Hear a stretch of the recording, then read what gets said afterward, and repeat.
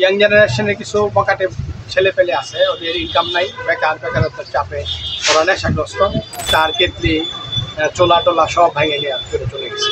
এরকম রাত্রেবেলা দোকান ক্লোজ করে যাওয়ার পরে সকালে একসাথে কি দোকানে কেন, প্রশাসনের দৃষ্টি আকর্ষণ করছি। কিশোরগঞ্জে থানার পাশে বৈদ্যুতিক তার চুরি, উদ্বিগ্ন সাধারণ মানুষ। কিশোরগঞ্জ জেলার অন্যতম ব্যস্ত এলাকা কালীবাড়ি মোড়, যা সদর থানা থেকে মাত্র 50 থেকে 100 গজ দূরত্বে অবস্থিত। সেখানে গতরাতে সংঘটিত হয়েছে একাধিক চুরির ঘটনা। রাজীব ডিপার্টমেন্টাল স্টোর সহ আশেপাশে আরো 3টি দোকানের বৈদ্যুতিক সার্ভিস তার কেটে নিয়ে যায় চোর চক্র। রাজীব ডিপার্টমেন্টাল স্টোরের স্বত্বাধিকারী সফুল বাশার সজীব জানান, রাতের বেলা কিছু অসাধু ব্যক্তি আমাদের দোকান সহ আশেপাশের কয়েকটি দোকানের তার কেটে নিয়ে গেছে। এরা সম্ভবত নেশাগ্রস্ত ও অপরাধপ্রবণ কিছু বখাটে যুবক, যারা নিয়মিত চুরি, ছিনতাই ও চাঁদাবাজির সঙ্গে জড়িত।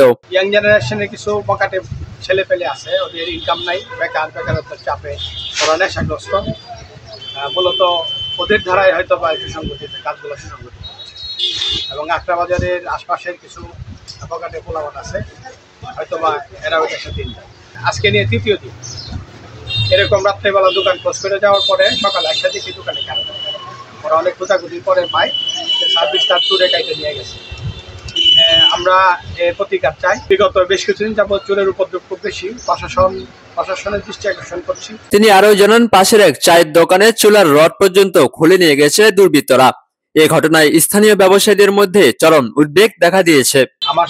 আমার পাশে আরো 3-4টা দোকানের সেম ঘটনা কালকে রাতে হয়েছে। চায়ের দোকান আছে, চায়ের স্টল ছিল, তার কেটলি চোলা টোলা সব ভেঙে নিয়ে ফিরে চলে গেছে। আমরা এর সুষ্ঠু তদন্ত প্রতিকার।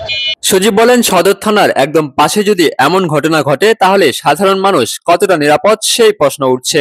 স্থানীয়রা জানান, সাম্প্রতিক সময়ে কিশোরগঞ্জ শহরের বিভিন্ন এলাকায় বৈদ্যুতিক ও সার্ভিস তার চুরির ঘটনা বেড়ে গেছে।